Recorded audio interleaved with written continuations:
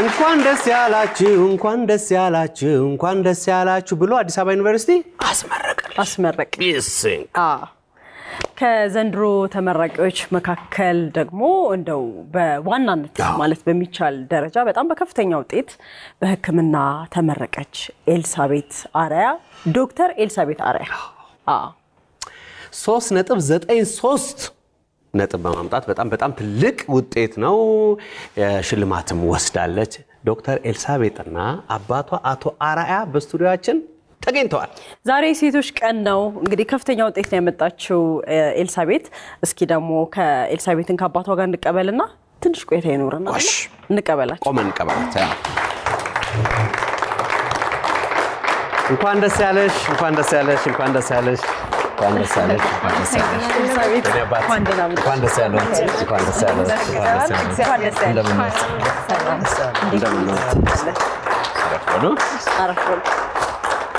እሺ እናመሰግናለን አረፈሉ እንዴት ናችሁ የርሶን ስም ስሰማ አርአያ የሚል መጽሐፍ ታወሰኝ አርአያ ራሱ ካራክተር ነው ሚገርም መጽሐፍ ነበርና እውነትም አርአያ ምሳሌ ሆኖ ልጆን ለዚህ ስላበቁ መጀመሪያ አባት እንኳን ደስ ያለው አይደለ ኤልሳቤት እንዴት ነሽ እግዚአብሔር ይመስገን እንኳን ደስ ያለሽ እንኳን አብሮ ደስ አለን እንኳን ደስ ያለው አባታችን አሜን አውር እንኳን ደስ አለ እንግዲህ ለእድገት መሰረቱ ዕውቀት ነው አይደለ አገር የምታድገው በዕውቀት ነው ቤተሰብ የሚመራው በብልሃት ነውና እንግዲህ አባታችን ዶክተር ልጆን ለዚህ ለከፍተኛ ውጤት እንድትበቃ ስላበቁ መጀመሪያ እርሶን በጣም እናመሰግናለን እንኳን ደስ ያሉት አሜን ደውላችን እንኳን ደስ ያለ ዶክተር ኤልሳቤትም እንግዲህ በጣም በከፍተኛ ውጤት ተመርቀሻል ዘንድሮ የትምህርት ቤት ቆይታሽን እናነሳለን ከአባትሽ ጋር ደግሞ እንግዲህ አስተዳደግሽን ትንሽ እንድናነሳ ነው የጋበዝናችሁና ስለመጣችሁ በድጋሚ በጣም ደስ ብሎናል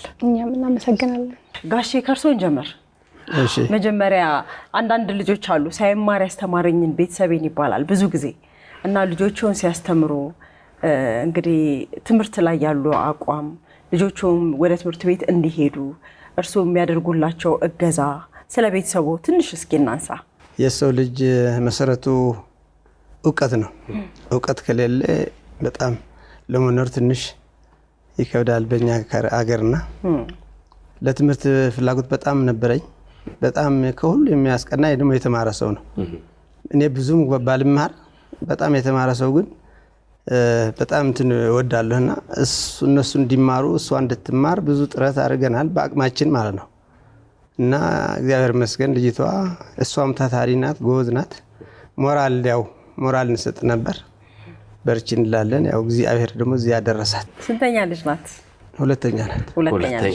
እስኪ ደግሞ ወደ አንቺ እንለፍ እንግዲህ ዛሬ ሐኪም ሆነሻል ተመርቀሻል ዶክተር ተብለሽ ተጠርተሻል የብዙዎቻችን ህልም ነው ግራጁዌሽኑ ደግሞ ልዩ ነበር ጥቁር አንበሳ ዘንድሮ ሲያስመርቅ በጣም ልዩ ነበር እድለኛም ነሽ አንቺ ከፕሮፌሰር ብርሃኑ እንዲሁም ደግሞ ከዶክተር መቅደስ ዳባ ሽልማት አግኝተሻል በሁለቱ ተከበሽ ነበር እስ ያን ስሜት እናንሳስ መመረቅ በራሱ ደስ ይላል እንደዚህ ደግሞ በከፍተኛ ማዕረግ ሲሆን ደግሞ የተለየ ስሜት አለው አንዳንድ ሰዎች እኮ ትልልቅ ደረጃ ከደረሱ በኋላ ጃኖ ሄሻል ወይ ነበር ይላሉ በክብር ነው የሚያወሩት ድሜ ለካቸው አንቺ ደግሞ አሁን ጀምረሻል አይደለ እስኪ ከዛን ጀምር እንዴት ነበር ስሜቱ በማዕረግ መመረቅ ስሜቱ በቃላት መገልጸው አልነበረም ውጤታችንን እኛ ያወቅነው ከሌሎች ዩኒቨርሲቲዎች ቆይተን ነው ኦልሞስት ምርቃቱ ቅዳሜ ሊሆን ሰኞ ነው የተነገረን እኔም ሰኞ ያወቅኩ ቀን ድንጋጤ ላይ ነበርኩኝ ደንዝዤ ነበር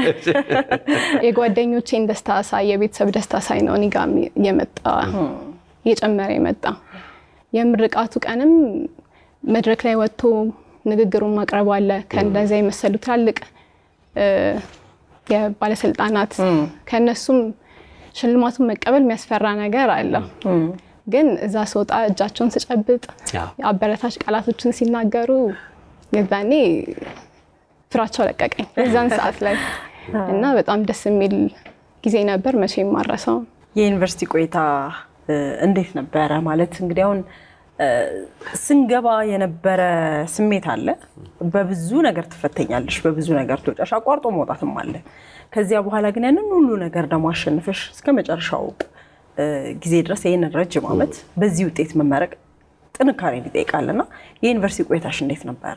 ዩኒቨርሲቲ እኛ 7-8 ዓመት ገደማ የቆየ ነው። ምክንያቱም ኮቪድ መሀል ላይ ገብቶ 8 ወር እስከ 1 ዓመት ያህል ያልተማርንበት ጊዜ ነበር። ስለዚህ መጀመሪያዎቹ ባለ 8 ዓመት ተማሪዎች ናቸው። ይሄ ራሱ ታሪክ በጣም ከመጀመሪያው ጀምሮ ትምህርቱ ደህና ነበረ። ከዛ ዓመቶቹ እየጨመሩ ሲመጡ እየከበደ ነው የሚመጣው። በዛው ልክም የሕክምና ዝንባሌንም እያየን የምንመጣው ዓመቶቹ ሲጨምር ነው። መጀመሪያ በወረቀት ቲዮሪ ነበር። ከዛም በኋላ ከታካሚዎች ጋር መገናኘት ሐኪም የሚለውን ስሜት የሚመጣው ቀስ በዓመቶቹ እየጨመሩ ሲመጡ ነው። እና በዛን ጊዜ እንዳልኩት ንግግሬ ላይም የዛኔ ልክ ክሊኒካል ዓመት ምንለው አለ። ታካሚዎችን ለመጀመሪያ ጊዜ ማየት ምን ጀምርበት ማለት ነው። ከቲዮሪ ወጥቶ ወደ ፕራክቲስ ምን ጀምርበት እና የዛኔ አብዛኛውን ተማሪ የሚፈትን ጊዜ ነው። በጣም ብዙ ጓደኞቻችን አቋርጠው ይወጡ አሉ፣ ወደ ሌላ ፊልድ የቀየሩ። ግማሹ ደግሞ በቃ እንደምንም ጥርሱን ነክሶ የቀጠለበት ጊዜ ነበር። የሚፈትነው ጊዜ ይዛ ነበር። ግን እኛ በዋነኝነት ከቤተሰብ የነበረው ድጋፍ፣ ጓደኞችም የምናገኛቸው መምህራንም በጣም አበረታች ነበሩ። የሆነ ይሄ ሲያስተምሩን ትምህርቱን ብቻ ሳይሆን መልካም ሐኪም እንዴት እንደሆነ ታካሚ ጋር ያላቸው ቀረቤታ፣ አስተያየታቸው በቃ ያላቸው መስተጋብር በጣም ያጓጓል። እኛም እዛ ደረጃ ደርሰን ለማየት ባበቃን ቢል ማለት ነው። እንደዛ ያለን ቆየን። ኢንተርንሺፕ የሚባል የመጨረሻው ዓመት እሱ በጣም አድካሚ ዓመት ነበረ። በቃ ሐኪም ሆነን የምንሰራበት ዓመት ነበረ፣ በሱፐርቪዥን ስር ሆነን ማለት ነው። እና የሚጠብቀንን ህይወት ትንሽ ቅምሻ ያየንበት ጊዜ ነበር የዛኔ። በቃ ያን ፈተናም ማልፈን ይበልጥ ትግል ይበልጥ ሐኪም መሆን ለሚፈልግ ሰው የዛኔ ነው የሚያረጋግጥለት ስሜቱን። የመጨረሻው ዓመት ማለት ነው። እግዚአብሔር ይመስገን። እኔ እስኪ ያጫውቱን ስለ ልጅነቷ ለሻሪያ። በህፃንነቷ ጀምራ ምን ትሆናለች? ከመዋለ ህፃናት ጀምራ ዶክተር ነው መሆነው ትላለች። እንደዛ ትል ነበረ በቃ በህፃንነቷ። ስለዚህ ህልምሽ ነገር እና ስትማር ስትጀምር ራሱ በሽልማት ነው የዘለቀችው። በሽልማት ከመዋለ ህፃናት እስከ ሃይ ስኩል ማትሪክ በሽልማት በቃ እንደዚህ ነው የዘለቀችው በእግዚአብሔር ስራ ማለት ነው። እና እኔ ራሱ ይገርመኛል። ያው እንግዲህ እግዚአብሔር ተጨምሮበት እውነት ነው። እና እዚህ ደርሳለች። እንግዲህ ስምና ወጣላታ ዛሬ ሽልማቴን በላት ዘለቀች ኮስካ ዩኒቨርሲቲ። ይሄው በሽልማት አንበሻብሻለች አይደለ? አዎ ሽልማቴ ብለንሻል። ዳቦቆስና ልጆች ብዙ ጊዜ በልጅነታቸው መሆን የሚፈልጉትን ነገር ሲሆኑ ደስ ይላል። ምን ትሆናለህ ሲባል ዶክተር፣ ፓይለት የተለመዱ ናቸው። እንግዲህ ዶክተር አንቺ የምትፈልጊውን ነው የሆንሽው። ደግሞ አገራችንን በጣም ያስፈልጋታል አይደለ? ብዙ የሕክምና ባለሙያ ያስፈልገናል። እንደ ብዛታችን የሚመጥነን ቁጥር አይደለም የሕክምና ባለሙያዎች ያሉት ዶክተሮች ያሉትና ለዛ በጣም ነው የምታስፈልጊን። ዛሬ ልዩ እንግዳችንም ነሽና የመጨረሻው ዓመት ፕራክቲካሊ ከታካሚዎች ጋር ስትገናኝ የፈተነሽ ነገር የወደድሽው ነው ወይ? ያለፍሽ ያንን ዓመት እንዴት ነበረ? ፈታኝ ጊዜያቶች ነበሩ። በዛው ልክ ደግሞ በጣም እንድትወጁ የሚያደርጉ ጊዜያቶች ነበሩት። እኔን ይበልጥ የፈተነኝ የህፃናት ሕክምና ዲፓርትመንት ውስጥ ስንሰራ ነው። ምክንያቱም በጣም ከጨቅላ ህፃን ጀምሮ እድሜያቸው እስከ 15-16 እድሜ ላላቸው ህፃናት ነው እዛ ክፍል የሚታከሙት። እና ጨቅላ ህፃናት ክፍል ውስጥ በተለይ በጣም ከባድ ጊዜ ነበር ያሳለፍኩት። ምክንያቱም ገና የተወለደ ህፃን ምንም ማያውቅ ህፃን ከመጀመሪያው ጀምሮ ስቃይ ላይ ስናይ ትንሽ ህሊናን የሚረብሽ ነገር አለ። እንደዛም ሆኖ ግን በእግዚአብሔር ፍቃድ ጓደኞቼም አንድ ላይ ቢሆንም የተጨነቅን ያለቀስንም ቢሆን እሱን ጊዜ አልፈናል። በጣም የወደድኩት ደግሞ የኢመርጀንሲ ዲፓርትመንት ነበር። ኢመርጀንሲ ዲፓርትመንት ድሮም ይመስለኛል ፊልሞችን ሳይ የሆሊውድ ፊልሞችን ሳይ የኢመርጀንሲ ዲፓርትመንት ላይ ተኮሩ ፊልሞች በጣም ይመስጡኛል። እንዲህ ፈጣን ነገር አለው። ቶሎ የማሰብን ቶሎ ለታካሚ መድረስ አደጋ ስለሆነ አይደል? በብዛት ልክ ነው። ጭንቅላትን በፍጥነት ማሰራት ስለሚጠይቅ በጣም የወደድኩት ዲፓርትመንት የዛኔ ነበር። እግዚአብሔር ቢፈቅድ በሱ ስፔሻላይዝ አድርጌ ለመቀጠል ነው የምፈልገው።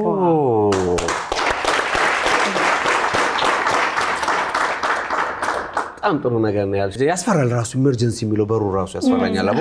ማለት ዛጋ ያለው ደም ይኖራል በቃ ስቃይም ጣር ይኖራል ከቤተሰብ ከኋላ ለቅሶ ጩኸት ይኖራል በጣም ግርግር ነው አይደለ ያንን ለማዳን ደግሞ የሕክምና ባለሙያዎች ደግሞ የምታደርጉት ነገር አለና በቃ በጣም ፈጣን ነው እያንዳንዱ ነገር የሚሆነውና በጣም ከባድ ነው ሶ ይሄን መምረጥሽ የሐኪምን ዋጋ እኮ የምናየው የታመመን ቀን እኮ ነው ሐኪምን ዋጋ ምናየው የዛን ቀን ነውና በሬሾ ደግሞ የሕክምና ባለሙያዎች በኢትዮጵያ ቁጥር ሬሾ በጣም ትንሽ ነው በጣም አንዳንዴ ያለመስማት ይችላል ያስደነግጣል አይደለ አንድ የሕክምና ዶክተር ለስንት ታካሚ እንደሚበቃ ሬሾን ሰማ በጣም ያስደነግጣልና በጣም ሴንሲቲቭ የሆነውን እንትን ነው እንኳን ወደድሽው አቦ ያስፈልጋል በጣም በጣም በእውነት ኢመርጀንሲ ላይ የምትሰሩትን በጣም እናከብራለን በጣም ዶክተር እኔ ሌላ እዚህ ጋር ላነሳብሽ የምፈልገው ምንድነው ብዙ ጊዜ የሕክምና ባለሙያዎች ለኛ አገር የሚያስፈልጉ እቺ አገር ያፈራቻቸው የተማሩ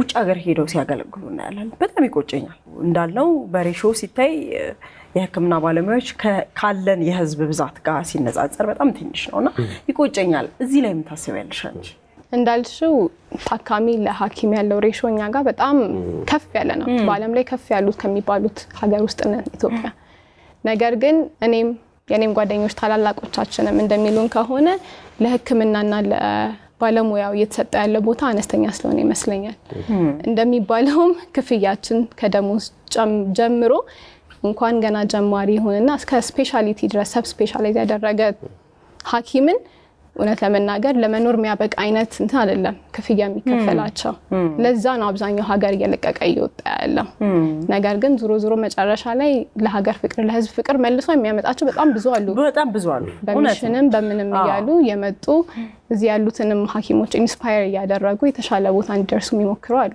ቁጭቱ ግን እረዳሻለሁ የሕክምና መሳሪያ በመላክ በተለያየ መንገድ ደግሞ ሀገራቸውን ሲረዳልሽ ሄዶም ደግሞ በቃ ለገንዘቡ አይደለም ብለው ደግሞ ሲያገለግሉን ታያለሽና አንቺ ምናልባት ይሄንን እድልም ልታገኝ ስለምትሺ እንደው አገርሽን ስለማገልገል ምን ታስቢያለሽ ወይ ተመልሼ እንደመጣ እርግጠኛ ነኝ የትም ብሄድ እዚህ እንደማገለግል አውቃለሁ ምኞቴም ነው የምረቃ ስነ ስርዓቱ ምን ይመስል ነበር በቦታው ተገኝተው ነበር ሶም አዎ እስኪ ያንን ደስታ እንስማ እንግዲህ ደስታው በጣም ደስ የሚል ነው ይሄን ያለ ውጤት ታመጣለች ብለ አላሰብኩም ነበር ስንት ጎዞች አሉ እሷም ጎዝ ብትሆን እዚህ ማለት በቀዳምትነት ትወጣለች ብዬ አላሰብኩም ግን ያው ሰርፕራይዝ ሆኖብኛል እኔ በጣም ደስ ብሎኛል ተሰምቶኛል የደከመችው የውጣው ረዱ ተሳክቶላታል እግዚአብሔር አመስግኘዋለሁ ልጆች ያው ስናድግ ቤት ውስጥ አለን ሁላችንም የራሳችን እኮ አመል በብዙ ጥሩ ልጆች ብንሆንም በብዙ ደግሞ አስቸጋሪ የምንሆንበት ነገር አለ ምናልባት ስታድግ ይሄ ባህሪው አስቸጋሪ ነበር ብለው የሚሉት ነገር አለ አይ ምንም የለም ይሄን ጎድለኛል ብላኳት ነገር የሚገርማችሁ ነገር ልብስ ይሄን ግዙልኝ ብላ አስበን ራሳችን ካልሆነ በስተቀር ይሄን አርጉልኝ ምናምን የሚባል የለም ነገር በባህሪዋ ያው ለዚህ የምትበቃ ልጅ ናት በትዕግስቷ ሁሉም ነገር ትሁት ናት በጣም ደግሞ እግዚአብሔር ይመስገን እግዚአብሔር ማአማኝ ናት ትሁት ሆና ነው ትምህርቷን በቃ በሄደችበት በትምህርቷ ብቁ ናት ደስ ይለኛል ባህሪዋ መልካም ዶክተር ኤልዛቤት የልጅነት ትምህርት ቤትሽን እናስታውስ የመጀመሪያ ደረጃ ሃይ ስኩል የነበረሽ ነገር የት ነበር የተማርሽው ጠቅላላ 4 ትምህርት ቤቶች ነው የተማርኩት ከዋለ ህጻናት ሲጀምር ጽናቱ አጸደ ህጻናት የሚባል ኪንደርጋርተንን ተማርኩኝ እዚሁ አዲስ አበባ ነው እዚሁ አዲስ አበባ ነው ተወልደን ያደግነው እሺ ከዛ ቅዱስ ሬዛ የሚባል ትምህርት ቤት ተማርኩኝ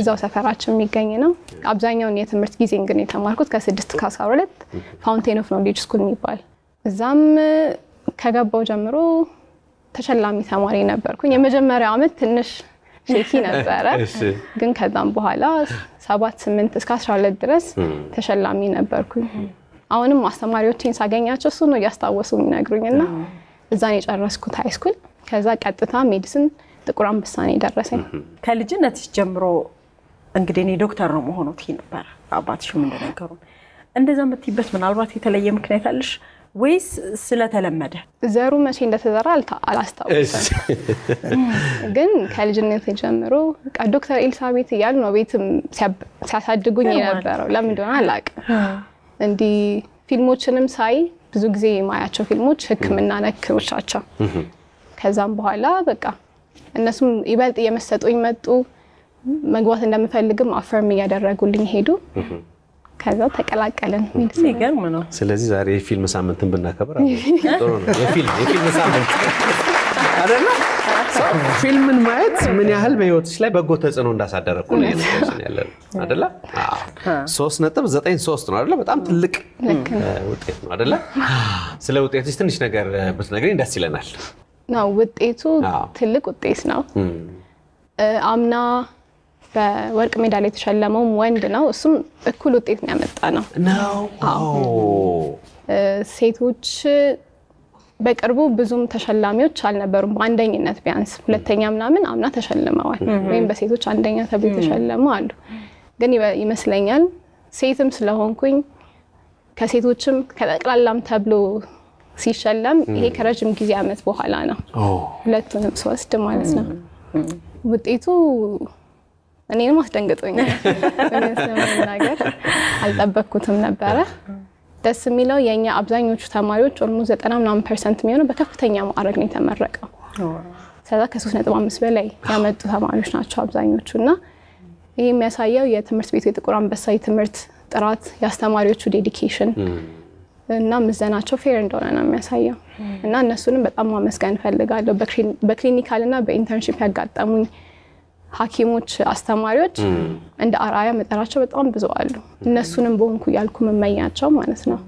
እና የነሱም ውጤት የቤተሰብም ውጤት እግዚአብሔር ተጨምሮበት ለዚህ ደስ መማር አይደለም በቃ አሁን ገንዘብ ላይ የማመን ገባሽ አይደል? ማቋረጥ ወደ ሌላ ተመርቆ ምንም አይነት አስተሳሰብ እንደው በብዛትም ቢሆን አንዳንዴ የምናያቸው ነገሮች አሉ። ግን ዛሬ ሴቶች ቀን እንደመሆኑ አንቺ ደግሞ በደንብ ምሳሌ ልትሆኚ የምትችይ ልጅ ነሽ። ከልጅነት ጀምሮ የምትችይው ነገር ታግለሽ በጽናት ነው የሚመጣው። ይሄ መሀል ላይ ብዙ የሚያሰናክሉ ነገሮች ይፈጠራሉ። ግን ያንን ነገር ታግለሽ የቤተሰብም የሁሉም እገዛ እንዳለ ሆኖ ግን ፍላጎትሽ፣ ጥረትሽ እዚህ ጋር ደርሶሻል። እና እዚህ ላይ እንደው አሁን ላይ ላለን ሴቶች ምሳሌ ልትሆኚ ስለምትችይ ነው ይሄንን መልእክት እንድታስተላልፍ የሚጠየቁሽ። አባቴ ከልጅነታችን ጀምሮ ሲለን የነበረው የተማረ ወርቁ አይወድቅም ይለናል ብዙ ጊዜ ማለት ነው። እና በተቻለን አቅም እስከ ተቻለን ደረጃ ከፍ ያለው ደረጃ ድረስ ተምረን ከሆነም በዛ ፊልድ ማይሆን ከሆነ ደግሞ ሌሎች አማራጮች የትምህርት ዘርፎችንም እየሞከርን በዛ መንገድ እንድንሄድ የሚፈልገው እንጂ ያ ሁሉ አመት የተለፋበት ኦልሞስት 20 ምናምን አመት የተለፋበትን የትምህርት መስመር ትቶ ወደ ሌላ መሄድ ትንሽ ለህሊናም ይከብዳል። እና ሁሉም ሰው እውቀትን የመሻት ፍላጎት ውስጡ ሊኖረው ይገባል። የተሻለ ነገር አለማወቅንም ማወቅ አለ አይደለ?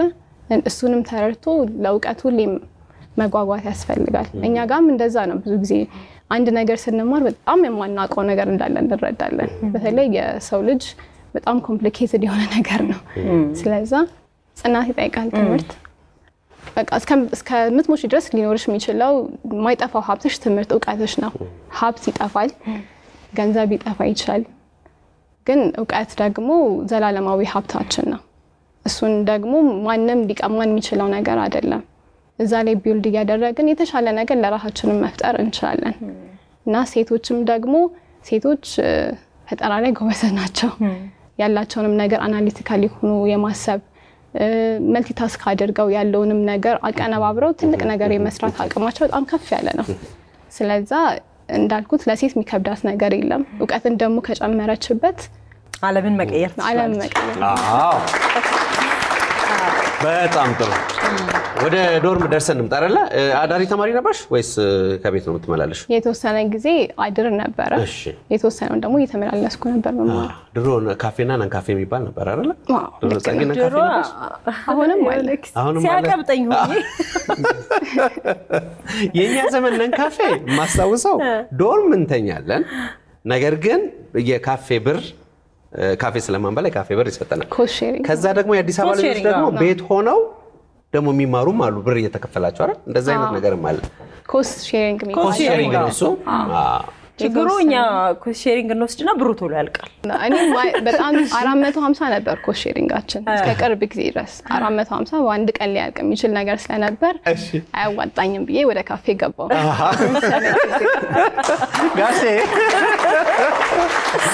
ጋሻራ አታርፈዋል እርሶ በእውነት እንኳን ወደ ካፌ ገባች። አዲስ አበባ ከሆንሽ ብዙ ጊዜ ምግብ ያው የማመላለስ የማግኘትም አጋጣሚ ያላት ተቸገረኝ ብዬ ነው እኛ በጣም ብዙ ጊዜ እንቸገር ነበር እንደዚህ አይነት ገጠመኝ ምናልባት አሉ ብዙ ገጠመኞች አሉ እንዳልኩሽ በአንድ ቀን ያልቃል ሳታስቢው ከዛም በኋላ ከአንዳንድ ተማሪዎች ከካፌ ሲወጡ ዳባቸውን ይዘው የሚወጡ አሉ እሱን ያካፍሉናል እኛ ስንቀር ማለት ነው እየወጡም ይሸጡልኝ ሁለተኛው ኮስት ሼሪንግ ማለት ነው ከነሱ እሺ እንደዛ አጋጣሚዎች አሉ ብዙ ጊዜ እኔ ደግሞ ምግብ ላይ ሰነፍነሽ ይለኛል አባቴ መብላቱ ላይ ነው መስራቱ ላይ መመገቡ ላይ ነው እረሳለሁ አንዳንዴ መብላት እና መቼም ማረሳው ጓደኞቼ እየቀሰቀሱ ያበሉኛልና በጣም ነው ማመሰግናቸው እነሱ የዶርም ጓደኝነት ግን እንዴት ነበር ዶርም ያገኘኋቸው ሰዎች እግዚአብሔር ይመስገን መልካም ሰዎች ነበሩ ብዙ ጊዜ ዶርሜት የሚያስቸግረው ሰው ሊያጋጥሙ ይችላል ጸባይ ያለመጣጣም ግጭት ምናምን ሊኖር ይችላል እኔ ግን እስካሁን የገጠሙኝ በጣም መልካም ሰዎች ናቸው እንዲሁም ደግነቱ ደግሞ የኛ አንድ ላይ ሜዲሲን ተማሪዎች ሁላችንም እሱ ያቀልልሻል አይደል እሱ ያቀላል ምክንያቱም አብረን የምናሳልፋቸው ፈተናዎች ተመሳሳይ ስለሆኑ የሆነ ቦንድ ለማድረግ ጠቅመውናል አሁን ከጓደኝነት አልፎ እንደ እህት ምጠራቸው ናቸው አብረውኝ ያሉት ዶርም ውስጥ ማለት ነው ኢየሩሳሌም ሰላማዊት ኒማ ፌሩስ ያብስራና ሱመያ በጣም ነው ማመሰግናቸው መልካም ስለዚህ ይሄንን ካለን ዘንዳ ለአባትም ለልጅም ተዘጋጀ ነው የቅዳሜ ከሰዓት ልዩ የቤተሰብ ሽልማታችን እናልፋለን ማለት ነው አብራችሁን ቆዩ ውድ የኢቢኤስ ቴሌቪዥን ተመልካቾች ይህ በስክሪኑ ላይ የምትመለከቱት ትክክለኛው የፌስቡክ አካውንታችን ነው እንደተለመደው በፕሮግራሞቻችን ላይ ያላችሁን ገንቢ አስተያየት እየጻፋችሁልን ላይክ እና ሼር ማድረጋችሁን ለማስታወስ እንወዳለን ኢቢኤስ ቴሌቪዥን የርሶ ቀዳሚ ምርጫ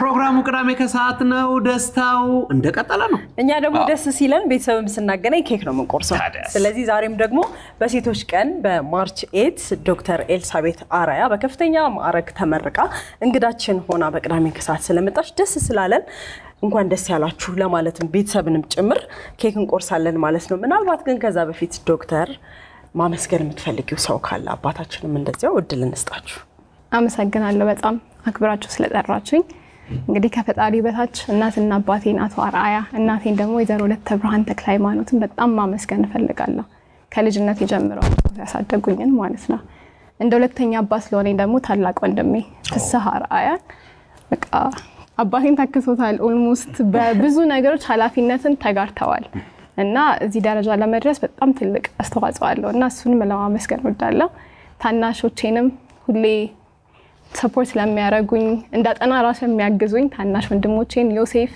ቢኒያምና እህቴን ደግሞ ራዊናን ማመስገን ፈልጋለሁ ቅድም ሜንሽን ያደረኳቸው ጓደኞቼን እነሱንም ከልብ አመሰግናለሁ የጥቁር አንበሳ ግቢ ጉባኤንም ማመስገን ፈልጋለሁ በተጨማሪም ሙሉ የጥቁር አንበሳ ስታፍ እነሱንም አስተማሪዎቼን በጣም ለማመስገን ወዳለሁ በዚህ አጋጣሚ ግን ዶክተር አገርሽ ካንቺ ብዙ ትጠብቃለች እና ለኢትዮጵያ ለሀገርሽ ቃል ግቢ እስኪ የዛኔ ሂፖክራቲክ ቃለ መሐላ ስንምል የዛኔ ሀገር ለማገልገል የሚለው ቃል አለ እሱንም ቃሌን ለመጠበቅ እግዚአብሔር ይርዳኝ የሚል አለ መጨረሻ ላይ እና በእግዚአብሔር ፊት ምያለሁ አሁንም ሀገሬን ለማገልገል ቃል ገባለሁ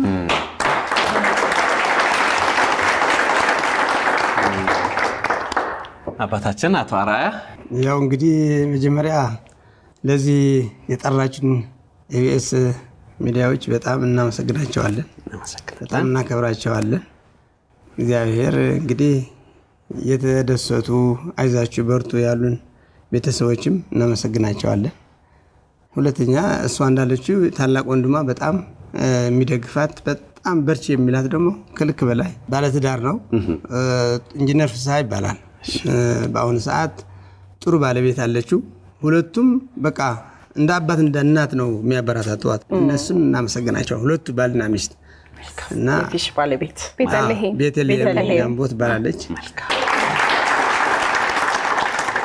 እኛም በቀዳሜ ከሰዓት እንግዲህ ይህን ቤተሰብ ጠርተን እንኳን ደስ አላችሁ ስንል ክብር ይሰማናል። ምክንያቱም እንደ ሀገር የምትሰራው በትምህርት በእውቀት ስለሆነ ሁሉም ቤተሰቦች መጥተው እዚህ አብረን ደስታችንን ብንካፈል በመረጥን ገመያላችሁበት በድጋሚ እኛም እንኳን ደስ አላችሁ ለማለት እንወዳለን። ይህንን ደስታ ከፍ ለማድረግ ያዘጋጀነውን ኬክ እንግዲህ እናንተ ትቆርሱልናላችሁ፣ እኛ እንኳን ደስ ያላችሁ እያለን በምረቃ ዜማ እናጅባችኋለን ማለት ነው። ደስ ያላችሁ